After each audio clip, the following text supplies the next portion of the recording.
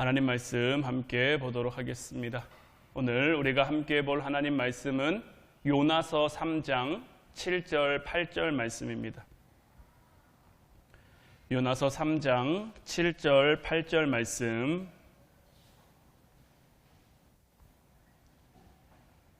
우리 다 같이 한 목소리로 함께 말씀 보도록 하겠습니다.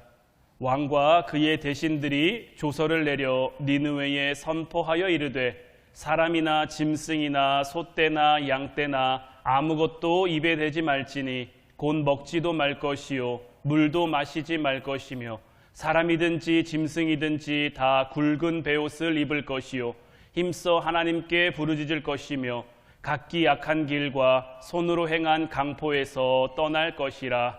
아멘. 오늘 이 시간에는 내가 붙잡은 것을 버려야 하나님을 붙잡는다라는 말씀 제목 가지고 우리가 함께 은혜 나누기를 원합니다. 하나님께서 천지를 창조하실 때 에덴의 동산을 만드셨죠. 그리고 그 에덴 동산에는 4개의 강이 흐르고 있었습니다.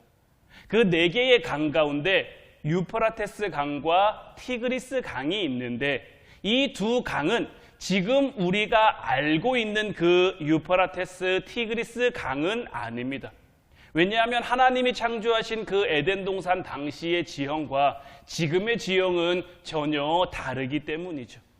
물론 우리가 창세기 2장을 통해 보는 그 에덴 동산의 4강 가운데 유프라테스 강이 있고 티그리스 강이 있는데, 후에 이와 똑같은 이름의 강이 붙여진 것은 아마도 아담으로부터 전해 내려온 그 에덴 동산에 대한 그 이야기를 들은 사람들이 에덴 동산을 추억하면서 비교적 토지가 비옥했던 그 메소포타미아 지역에 그 두 강의 이름을 유프라테스 강, 티그리스 강이다라고 불렀을 것이라고 성서학자들은 추측하고 있는 거죠. 노아 시대에 큰 홍수가 일어났습니다. 땅의 깊은 샘들이 다 터지고 하늘의 창문들이 열리고, 그래서 40일 낮밤으로 큰 비가 어마어마하게 이 땅 가운데 쏟아졌단 말이에요. 그래서 온 땅이 다 물에 잠겼습니다. 그리고 이때로부터 대대적인 지각 변동이 일어났고요. 하나로 연결되어 있던 땅들이 흩어지기 시작을 합니다. 그리고 그 후에 사람들이 하나님 앞에 바벨탑을 쌓고 하나님은 그 사람들도 다 흩으셨죠. 그래서 그때로부터 예수님이 오시기까지는 이 흩어진 자들이 하나로 이루어지지 못하도록 하나님이 단절시켜 놓으셨어요. 왜냐하면 예수 그리스도가 이 땅에 오셔야만 구원이 이루어지고 구원을 얻을 수 있게 되기 때문이에요. 예수님이 오셔서 구원을 완성하자 이제는 그 복음이 발이 달린 것처럼 전해지기 시작합니다. 그 대표적인 예가 어디냐? 바로 로마예요. 로마가 그 시대에 모든 세계의 패권을 주름잡고 있었는데, 그래서 모든 길은 로마로 통한다라는 말도 있었고, 그 길을 통해서 복음이 로마에도 온 세계에도 전해지게 된단 말이에요. 근데 여러분들 한번 생각해 보세요. 하나님의 역사하심이 로마 그 시대에 더 강했을까요? 아니면 열왕기 시대라고 말하는, 사사시대라고 말하는 그 시대에 하나님의 역사하심이 더 강했을까요?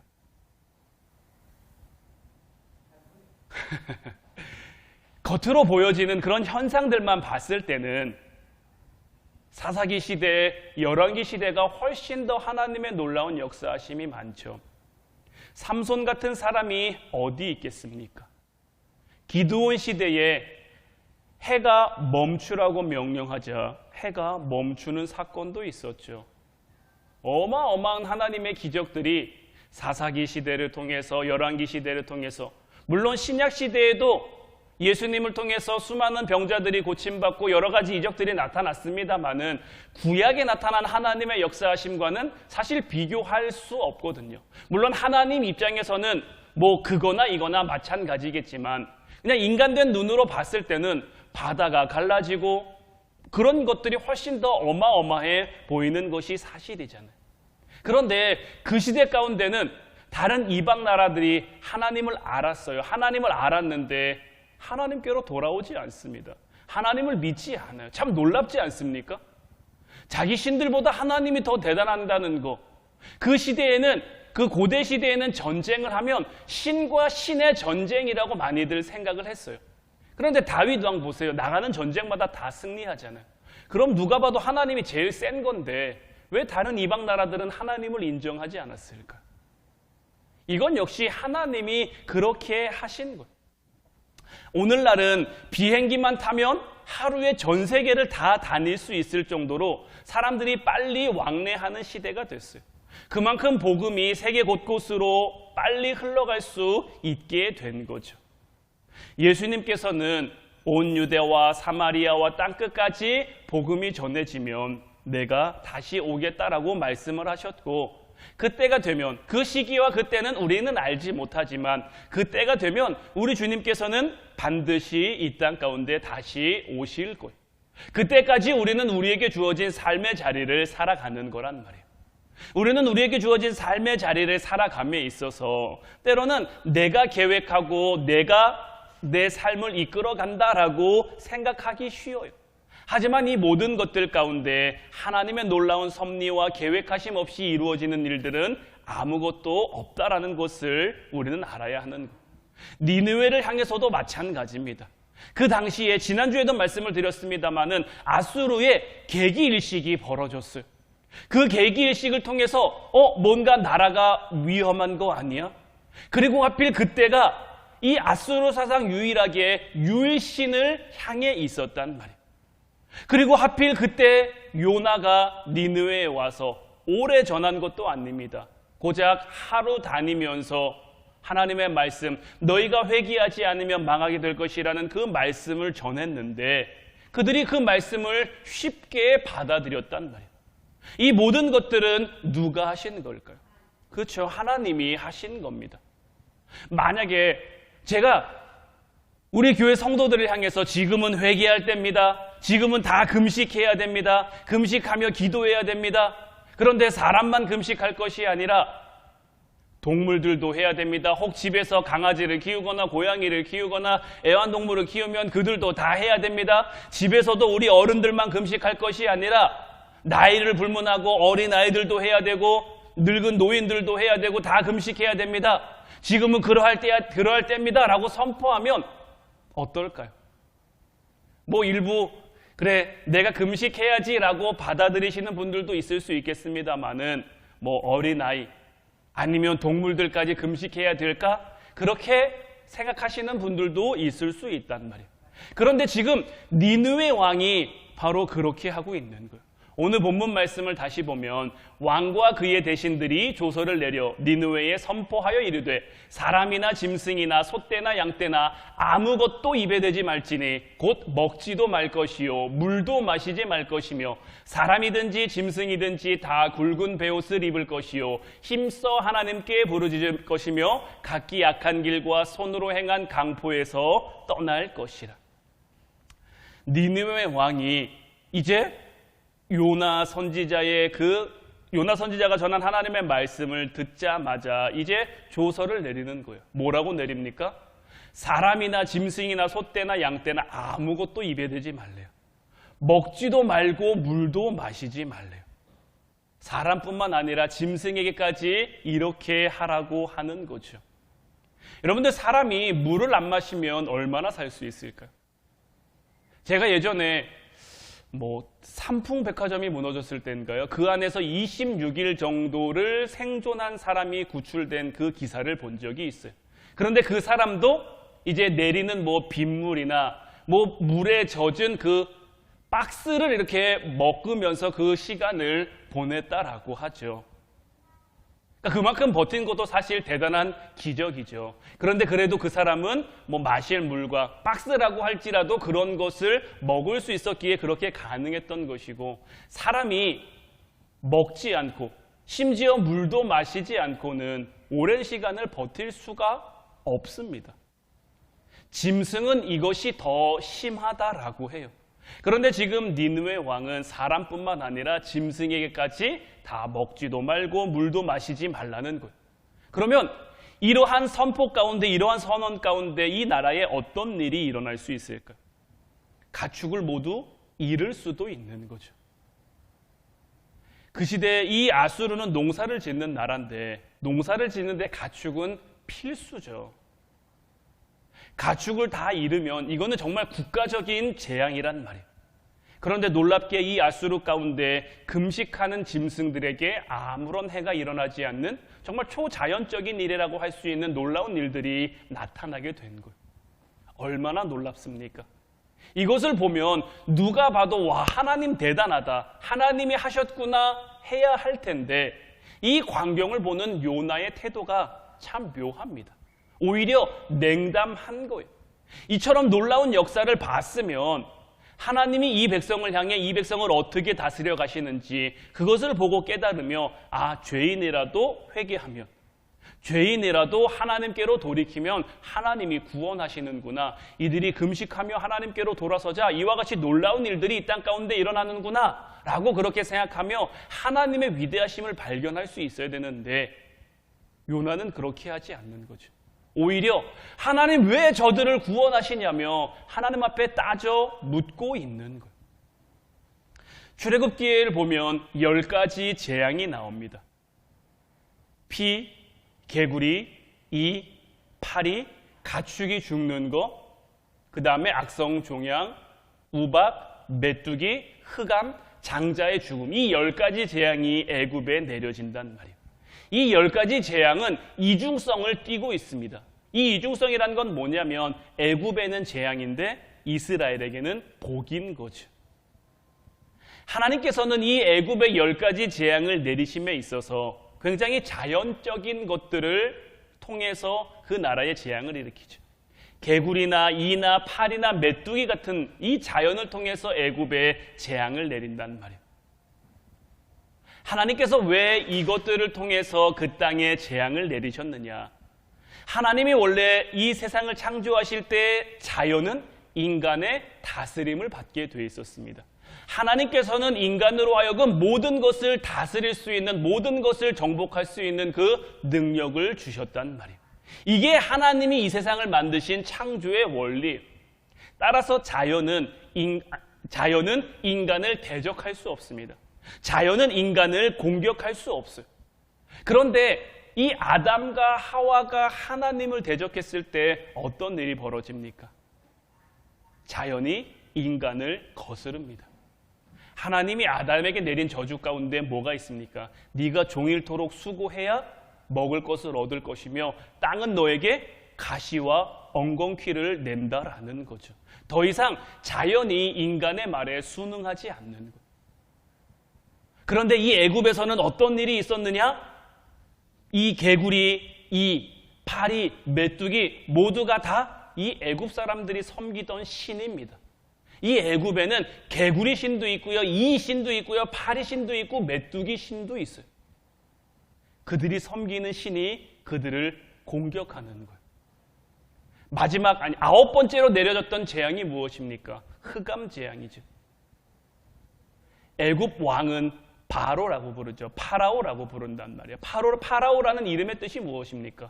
태양의 아들이라는 거예요. 그래서 이 바로는 태양의 힘으로 이 세상을 다스린다라고 이야기를 하는 거예요. 그런데 애굽에 내려진 아홉 번째 재앙, 그들이 아버지라고 믿고 있는 태양이 힘을 잃는 재앙이 그들에게 내려진 거예요. 그런데 어떻습니까? 이 요나가 하루 동안 하나님의 말씀을 전했는데 니느웨 사람들뿐만 아니라 짐승까지 순종하고 회개하는 초자연적인 역사가 나타나죠. 하나님이 행하셨기 때문에 가능한 역사입니다. 그런데 요나는 이게 불만인 거예요. 왜 그렇느냐? 아무리 하나님의 복이 주어졌어도 그 복이 나랑 상관없다고 여겨지면 관심이 없는 거예요. 하나님의 역사가 나에게 일어나면 그 복은 내 것이고 하나님은 살아계신 것이고 하나님이 하시는 일, 하나님에게 관심을 갖는데 하나님의 역사가 내가 아닌 다른 쪽에 일어나고 역사하면 우리도 요나와 같은 마음을 잘 품게 되는 거죠. 그러면서 하나님 앞에 묻는 거죠. 하나님, 저는 이해가 안 됩니다. 하나님, 어떻게 이렇게 하실 수가 있습니까? 내가 뭘 그렇게 잘못했습니까? 내가 기도하고 열심히 이렇게 살아가는데 왜 내가 이런 일을 겪어야 됩니까? 왜 내가 힘듭니까? 왜 내가 어렵습니까? 왜 저 사람은 잘 되어야 됩니까? 왜 저 사람은 형통합니까? 하나님의 이끄심과 하나님의 인도하심 가운데 하나님의 역사가 나타나고 있으면 우리는 그것을 통해 하나님을 발견하고 하나님을 깨달을 수 있어야 되는데, 우리는 자꾸 내게 복이 주어지지 않으면, 그 복이 내게로 향하지 않으면 하나님이 살아계시지 않은 것처럼, 나의 하나님이 아닌 것처럼 여기며 분노할 때가 있다는 거죠. 여러분들은 무엇에 분노하십니까? 우리가 이 땅에서 잘 되는 것이 정말 잘 되는 걸까요? 우리가 유명해지는 것이, 우리가 돈 많이 버는 것이 정말 성공한 걸까요? 우리는 속지 말아야 합니다. 진정한 복은요, 이 땅에서 내가 하나님을 따라가는 겁니다. 하나님의 마음을 배워서 하나님이 하라고 하시는 대로 내가 순종할 수 있는 게 복인 거예요. 그런데 우리는 자꾸 날마다 순간순간 갈등하는 거죠. 이렇게 가면 내 삶에 좀 해가 되지 않을까? 이렇게 가면 내가 좀 피해보지 않을까? 내가 좀 손해보지 않을까? 내가 힘들지 않을까? 내가 아프지 않을까? 하나님이 보여주신 길이 있는데 그 길 가운데서 자꾸 하나님과 싸우는 거죠. 철저하게 자기 중심적인 것. 요나처럼 하박국처럼 이 점이 쉽게 바뀌지 않는 것. 그렇기 때문에 우리는 나도 모르게 붙잡고 있는 것들을 내려놓을 수 있어야 되는 것. 우리는 내가 붙잡고 있는 것들을 내려놓지 않으면, 우리가 내가 붙잡고 있는 것들을 버리지 않으면 하나님을 붙잡을 수가 없는 것. 지난주에도 우리가 봤던 말씀이죠. 베드로전서 5장 6절 말씀. 그러므로 하나님의 능하신 손 아래에서 겸손하라. 때가 되면 너희를 높이시리라. 제가 지난주에도 말씀드렸죠. 저는 이 말씀을 참 많이 묵상하는데 이 말씀을 보면서 저의 교만함을 참 많이 깨달아요. 나름 모르겠어요. 지금으로 봤을 때는 겸손한 척 한 것밖에 안 되는 거겠죠. 왜냐하면 자꾸 내 마음 한켠에 하나님, 도대체 나 언제 높여주십니까? 하나님, 나 언제 존귀하게 됩니까? 지금도 하나님 은혜 가운데 살아가고 있으면서, 지금도 하나님 축복 가운데 살아가고 있으면서 더 높아질 것만 자꾸 바라고 더 높아질 것을 기대하는 거죠. 그런즉 너희는 먼저 그의 나라와 그의 의를 구하라. 그리하면 이 모든 것을 너희에게 더하시리라. 제가 기도할 때마다, 우리 성도들을 위해서 기도할 때마다 저는 이 기도를 꼭 합니다. 우리 성도들이 먼저 그의 나라와 그의 의를 구하게 하시고, 그래서 그들에게 필요한 것들, 그들의 삶에 있어야 할 것들, 그들 가정에 필요한 것들을 늘 더해 주십시오. 이렇게 늘 기도하지만 이렇게 기도로 끝날 수 있어야지, 하나님이 나에게 안 주신다고, 하나님 나 안 높여주신다고, 하나님 나에게 안 도와주신다고, 하나님 어떻게 이럴 수 있습니까? 하나님 내가 뭘 잘못했습니까? 하나님 내가 도대체 뭘 어떻게 해야 됩니까? 우리는 이렇게 따져 물을 만한 그러한 위치가 아닌 거죠. 하나님이 혹 우리를 높여주셨어도, 하나님이 우리에게 이 모든 것을 더해 주셨어도 하나님을 섬기고 하나님 앞에 충성하고 하나님을 사랑하라고 주신 것이지 나를 자랑하고 나를 드러내라고 주신 게 아니잖아요. 그런데 자꾸 우리는 어떤 상대적인 그러한 다른 사람과 비교하는 그런 것들을 참 너무 잘해요. 제가 오늘 새벽에도 얘기했는데, 제가 한 어떤 사회학 교수님의 강의를 들은 적이 있는데, 그 교수님의 강의 내용의 핵심이 뭐였냐면, 오늘날처럼 태평성대한 시대가 없다라는 거예요. 오늘날처럼 번성하고 풍요로운 시대가 없다라는 거죠. 뭐 언뜻 들으면 요즘 시대 참 어렵잖아요. 참 힘들잖아요. 힘들고 어려운 시대에 어떻게 이렇게 이야기할 수 있을까? 그런 마음이 들 수도 있는데, 이 교수님이 얘기하는 건 뭐냐면, 우리나라의 예전 삼한시대로부터 뭐 얼마 전 6.25 전쟁이 있을 때까지 우리나라는 늘 전쟁을 하는 민족이었대요. 50년 이상 평화를 누린 적이 우리나라 역사상 한 번도 없대요. 삼한시대로부터 삼국시대를 지나서 통일신라를 지나서 고려시대를 지나서 조선시대를 지나서 일제시대 6.25 오기까지 우리나라는 늘 외세의 침략, 그런 침략과 전쟁 가운데 살아갔기 때문에 우리가 예전부터 말하던 우리나라의 늘 핵심, 우리나라의 늘 관심사는 무엇이냐? 생존인 거죠. 생존. 예전 시대의 가난은 생존을 위한 가난입니다.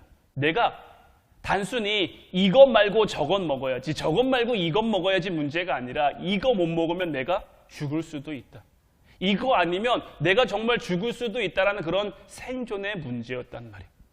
그런데 오늘날 우리가 이야기하는 가난은 무엇입니까? 오늘날 우리가 이야기하는 어려움은 무엇입니까? 상대적인 어려움인 거예요. 오늘날 뭐 힘들다 말하지만 정말 먹을 게 없어서 굶어 죽는 사람은 얼마나 될까요? 정말 먹을 게 없어서 정말 그렇게 힘들어하는 사람이 얼마나 될까요? 물론 있기는 있겠죠. 그러나 예전에 비하면 지금은 그래도 뭘 먹든지 간에 좋은 걸 못 먹을 뿐이지, 내가 먹고 싶은 거 못 먹을 뿐이지, 먹는 거는 다 먹고 살아요. 그러면서 우리는 뭐에 힘들어하느냐? 다른 사람과 나를 비교하는 거예요. 다른 사람은 저만큼 살아가는데 나는 이만큼밖에 못 사는구나. 다른 사람들은 이런 거 먹고 살았는데, 이런 거 입으며 살아가는데, 이런 집에 살고 이런 차 타는데 나는 그런 거 못 하는구나. 그런 것들을 보면서 상대적으로 박탈감을 겪는 거죠. 그래서 나만 힘들구나, 나만 어렵구나. 그러면서 이 교수님이 하신 말씀이 우리나라 SNS 문화가 참 잘못됐다라는 거예요. 요즘 젊은 사람들, 뭐 저도 합니다만은 뭐 페이스북이나 뭐 인스타그램이나 이런 것들을 통해서 게시되는 사진들은 어떤 사진들입니까? 내가 힘든 사진 올라갈까요? 내가 어려운 사진 올라갈까요? 내가 아픈 사진 올라갈까요? 아니에요. 저도 안 그래요. 저도 우리 가족이 어디 뭐 갔다 와서 찍은 사진, 아니면 우리 교회에서 뭔가 한 사진, 다른 사람들하고 함께 나누고 싶은 좋은 사진들 올린단 말이에요. 다들 그래서 인스타그램이나 어떤 페이스북 속에는 다 행복한 모습들밖에 없어요. 그러니까 사람들이 그걸 보면서 와, 저 사람들은 이렇게 행복해 사는데, 와, 어떤 사람들은 맨날 호캉스 가는데, 어떤 사람은 맨날 호텔 가서 밥 먹는데, 어떤 사람들은 맨날 해외여행 가는데 나는 그러지 못하니까. 그런 것들을 통해 상대적 박탈감, 그래서 그 사람들을 따라가기 위해 억지로 가랭이를 찢고 빚을 내고 무리를 하고 그렇게 살아가다 보니까 그게 행복이라고 여기는데 막상 그런 거 하고 나면 허탈하고 허무할 수밖에 없는 거죠. 그러니 요즘 우리가 살아가는 이 시대가, 이 사회가 물론 경제적으로 힘들고 어려운 것도 맞기는 맞습니다만은 그런 요인들보다는 어떤 이 세상의 어떤 시대적인 그런 흐름들이 우리를 더 어렵게 만들어가는 거죠. 우리는 이런 시대의 물결에 탑승할 것이 아니라, 이런 시대의 흐름에 휩쓸려 살아갈 것이 아니라 우리는 이 땅을 살아가는 동안 온전히 하나님을 볼 수 있어야 되는 거예요. 우리가 하나님 앞에 겸손하면, 우리가 하나님 앞에 먼저 그의 나라와 그의 의를 구하면 그 다음은 하나님이 하실 거예요. 그러니까 우리는 하나님 앞에서 겸손하되 하나님이 우리를 높이시든지 안 높여주시는지, 하나님이 높여주시리라는 그 기대마저 내려놓고 우리가 먼저 그의 나라와 그의 의를 구하며 살아가되 그리하면 이 모든 것을 더해 주실 것이라는 것도 그냥 기대하지 말고 그냥 내려놓고 하나님 앞에 충성된 종으로, 충성된 사자로 살아가면 되는 거예요. 하나님은 우리가 이 땅 가운데 살아가는 동안 하나님 섬기고 충성하면 필요한 것 당연히 주시는, 우리가 기대하지 않아도, 우리가 바라지 않아도 필요한 건 다 주시는 분, 있어야 할 건 다 허락하시는 분이에요. 그런데 우리는 자꾸 이 땅을 살아가면서 그런 것들로 근심하는 거죠. 그런 것들로 걱정하는 거죠. 그런 것들로 염려하는 거죠. 그런데 그런 근심이 우리의 길을 한 자라도 더 할 수 있습니까? 안 된단 말이에요. 그래서 우리는 그저 오늘 우리에게 주어진 하루하루를 성실히 열심히 살아가면 되는 거예요. 그러면 하나님의 뜻은 이루어져 가는 거예요. 때로는 하나님이 우리에게 맡겨주신 그 사명이 내가 정말 감당하기 어려운 것일 수도 있어요. 요나에게 맡겨진 니느웨에 가서 하나님 말씀 전하라는 사명이 정말 요나가 감당하기 힘들었던 것처럼 우리도 우리에게 주어진 사명이 그럴 수도 있단 말이에요.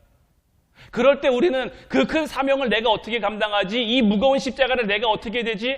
걱정하고 염려할 것이 아니라 그저 우리에게 주어진 하루를 살아가면 되는 거예요. 그렇게 우리가 하루하루를 하나님 뜻 가운데, 하나님 말씀 가운데 성실히 살아가면, 열심히 살아가면 그런 하루하루를 통해서 하나님이 나를 만들어 가시는 거예요. 노아가 처음부터 노아였을까요? 모세가 처음부터 모세였을까요? 베드로가 처음부터 베드로입니까? 바울이 처음부터 바울입니까? 그들도 그들에게 주어진 하루하루의 삶을 하나님 뜻 가운데 주님 말씀 따라 살아가다 보니까 그렇게 된 거예요. 그렇다고 그들이 실력이 있어서, 능력이 있어서 그들 스스로가 그것을 이룬 겁니까? 아니에요. 하나님이 하신 거예요. 그들이 하나님 능하신 손 아래에서 겸손하게 하나님 말씀 가운데 살아가니까 하나님이 높여주신 거예요. 그들이 먼저 그의 나라와 그의 의를 구하는 삶을 살아가니까 하나님이 그들에게 있어야 할 것들, 그들에게 필요한 것들을 그들에게 더해주신 거예요. 이제 우리도 하나님이 마땅히 하나님이 알아서 우리에게 주실 것, 그것만 기대하면서 기도하며 살아가는 저와 여러분들 되시기를 바라요. 주님의 마음을 배우고 그 마음을 이 땅 가운데 내가 정말 살아내기 위한 그 싸움, 그 싸움을 싸우면서 우리가 살아가야 하는 거죠. 이 세상은 치열한 세상입니다. 다른 의미로도 치열합니다만은 믿음 지키며 살아가기가 참 녹록치 않아요. 우리를 흔드는 것들이 너무 많아요. 우리를 유혹하는 것들이 너무 많아요. 이제 이런 것들 가운데 정말 깨어 기도하면서 하나님 사랑하며 살아갈 수 있는 저와 여러분들 되시기를 주님의 이름으로 축원해 드립니다. 이제 우리 찬양하고 같이 기도하기를 원하는데, 오늘 이 시간에는 주를 향한 나의 사랑을, 이 찬양을 함께 고백하고 기도했으면 좋겠어요. 이 찬양의 가사가 주를 향한 나의 사랑을 주께 고백하게 하소서, 아름다운 주의 그늘 아래 살며 주를 보게 하소서, 주님의 말씀 선포될 때에 땅과 하늘 진동하리니 나의 사랑 고백하리라. 언제나 하나님이 우리를 사랑하신다고 우리에게 은혜와 사랑과 축복으로 우리에게 표현해 주시는 것처럼 이제 우리도 우리의 사랑을 하나님 앞에 표현할 수 있었으면 좋겠어요. 우리는 우리의 사랑을 하나님 앞에 어떻게 표현할 수 있습니까? 우리에게 맡겨진 그 하루를 하나님 말씀 가운데 성실히 살아내는 것. 때로는 부딪히고 때로는 깨지고 때로는 넘어지기도 하지만 내가 한 번 넘어졌다고 좌절하고 절망하는 것이 아니라 하나님 앞에 와서 또 무릎 꿇어야죠. 하나님, 내가 또 넘어졌네요. 하나님, 내가 또 이렇게 깨졌네요. 나의 부족함, 나의 연약함, 하나님 탓하지 마시고 나무라지 마시고 내가 다시 오늘을 살아갈 수 있는 그 힘과 능력을 주셔서 내가 이 세상 가운데 정말 하나님 말씀 붙잡고 정말 내가 이 세상 가운데 깨어 기도하며 살게 하옵소서. 그렇게 내 삶의 자리가, 내가 살아가는 삶의 현장들이 하나님 나라가 되게 하소서. 우리가 기도하면 하나님은 반드시 우리의 기도에 응답하셔서 그 일을 이루어 가실 줄로 믿어요. 이제 우리 이러한 믿음 가지고 이 찬양 고백하고 함께 기도하도록 하겠습니다.